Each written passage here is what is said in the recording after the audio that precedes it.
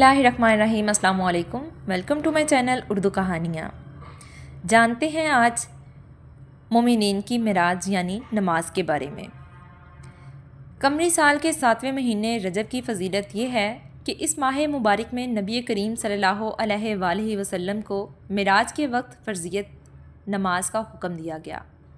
और सिर्फ नमाज ही दीन इस्लाम का एक ऐसा अजीम रुकन है जिसकी फ़र्ज़ियत का ऐलान ज़मीन पर नहीं बल्कि सातों आसमानों के ऊपर बुलंद व आला मुकाम पर मिराज की रात हुआ।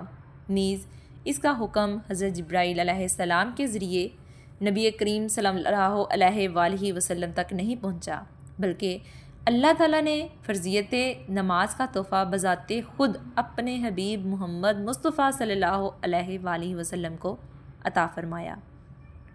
नमाज ईमान के बाद इस्लाम का अहम तरीन रुकन है। कुरान मजीद, फ़ुरक़ान हमीद और अहादीस मुबारका सल्लल्लाहु अलैहि वसल्लम में नमाज की मुस्लिमा अहमियत व फ़जीलत को कसरत से ज़िक्र किया गया है।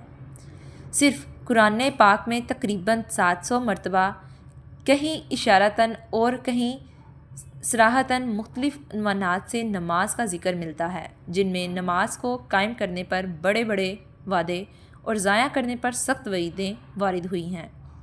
नमाज की अदायगी के बारे में कुरान करीम की सूरह अल-अंकबूत की आयत नंबर 45 में अल्लाह रब्बुल इज़्ज़त फरमाते हैं, जो किताब आप पर वही की गई है इसे पढ़िए और नमाज कायम कीजिए। यकीनन नमाज बेहयाई और बुराई से रोकती है। नमाज में अल्लाह ताला ने ये खासियत व तासीर रखी कि वो नमाजी को गुनाहों और बुराइयों से रोक देती है, मगर ज़रूरी है कि इस पर पाबंदी से अमल किया जाए और नमाज को उन शराइत व आदाब के साथ पढ़ा जाए जो नमाज की कबूलियत के लिए ज़रूरी हैं।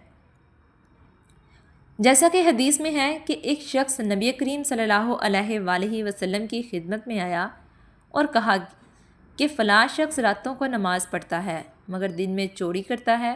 तो नबी करीम सल्लल्लाहु अलैहि वसल्लम ने फरमाया कि उसकी नमाज अन करीब उसको इस बुरे काम से रोक देगी। इरशाद बारी ताला है, ए ईमान वालो, सब्र और नमाज के ज़रिए मदद चाहो, बेशक अल्लाह ताला सब्र करने वालों के साथ है। जब भी कोई परेशानी या मुसीबत सामने आए तो मुसलमान को चाहिए कि वो उस पर सब्र करे और नमाज का ख़ास एहतमाम करके अल्लाह ताला से ताल्लुक़ कायम करे।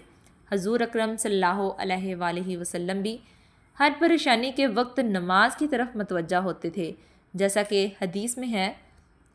हज़रत हुज़ैफ़ा रज़ी अल्लाह ताला अन्हा फरमाते हैं कि नबी करीम सल्लल्लाहु अलैहि वसल्लम को जब भी कोई अहम मामला पेश आता, आप फ़ौरन नमाज का एहतमाम फरमाते।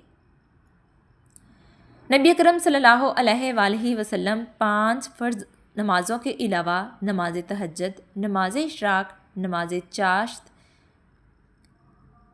का भी मस्जिद में एहतमाम फरमाते और फिर ख़ास मौक़े पर अपने रब के हजूर तौबा व इस्तग़फ़ार के लिए नमाज ही को ज़रिया बनाते। सूरज ग्रहण या चाँद ग्रहण होता तो मस्जिद तशरीफ़ ले जाते। ज़लज़ला, आंधी, तूफ़ान, हत्ता कि तेज़ हवा भी चलती तो मस्जिद तशरीफ़ ले जाकर नमाज में मशगूल हो जाते। फाका की नौबत आती या कोई दूसरी परेशानी या तकलीफ़ पहुँचती तो मस्जिद तशरीफ़ ले जाते। सफ़र से वापसी होती तो पहले मस्जिद तशरीफ़ ले जाकर नमाज अदा करते।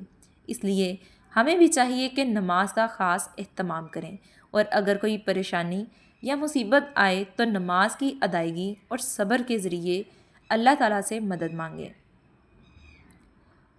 सूरह अल-माइदा की आयत 12 में अल्लाह ताला फरमाते हैं कि मैं तुम्हारे साथ हूँ अगर तुम नमाज कायम रखोगे और ज़कात देते रहोगे। यानी नमाज की पाबंदी करने से बंदा अल्लाह ताला के बहुत ज़्यादा करीब हो जाता है।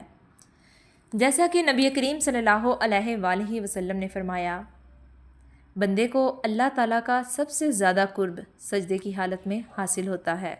कुरान करीम में ही इरशाद बारी ताला है, यकीनन इन ईमान वालों ने फ़लाँ कामयाबी पाई जो अपनी नमाज में खशू करते हैं اور جو اپنی نماز کی خبر رکھتے ہیں یہی وہ وارث ہیں جو جنت الفردوس کے وارث ہوں گے، جہاں وہ ہمیشہ رہیں گے۔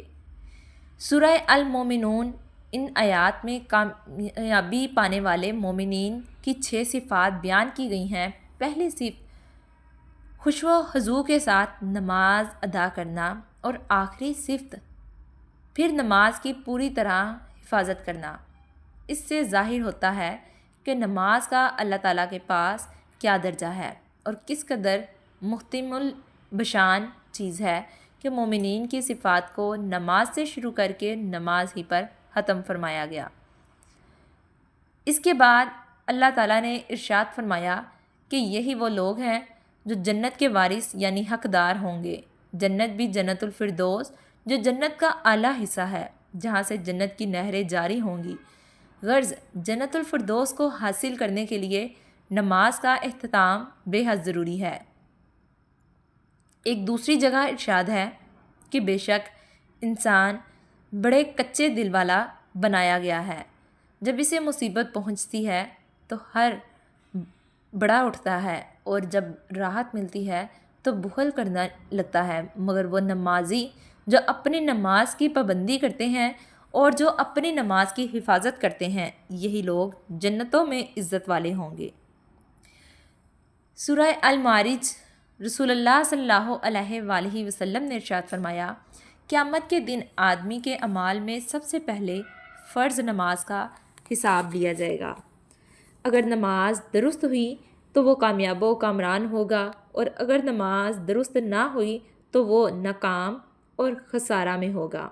حضرت عبداللہ بن مسعود رضی اللہ عنہ فرماتے ہیں کہ میں نے رسول اللہ صلی اللہ علیہ وآلہ وسلم سے دریافت کیا کہ اللہ کو کون سا عمل زیادہ محبوب ہے؟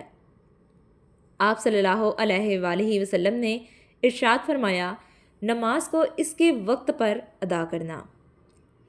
بخاری مسلم میں ہے، حضرت عبداللہ بن عمر رضی اللہ تعالیٰ عنہ سے روایت ہے کہ ایک دن نبی کریم صلی اللہ علیہ وآلہ وسلم نے نماز کا ذکر فرماتے ہوئے ارشاد فرمایا، جو شخص نماز کا اہتمام کرتا ہے تو نماز اس کے لیے قیامت کے دن نور ہوگی، اس کے پورے ایماندار ہونے کی دلیل ہوگی، اور قیامت کے دن عذاب سے بچنے کا ذریعہ ہوگی۔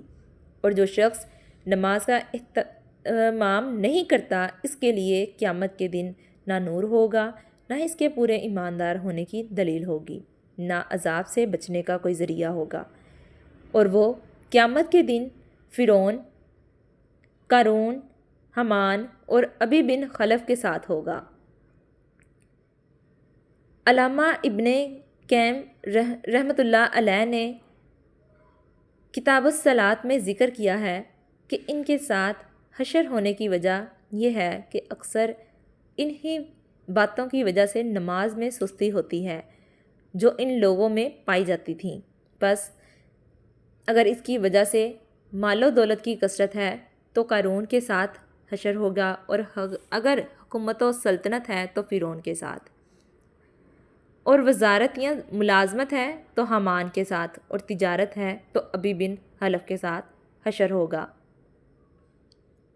جو لوگ اپنے آپ کو مسلمان کہنے کے باوجود نماز ہی نہیں پڑھتے، کبھی کبھی پڑھ لیتے ہیں، وہ غور کریں کہ ان کا انجام کیا ہوگا۔ اللہ پاک اس برے انجام سے ہماری حفاظت فرمائے اور ہمیں خشوع و خضوع کے ساتھ 5 وقت کی نماز باجماعت ادا کرنے کی توفیق عطا فرمائے، آمین۔ امید ہے آپ کو یہ ویڈیو پسند آئی ہوگی۔ ویڈیو کو لائک، شیئر اور سبسکرائب لازمی کریں۔ ملتے ہیں نیکسٹ ایسے ہی ویڈیو میں، تب تک کے لیے اللہ حافظ۔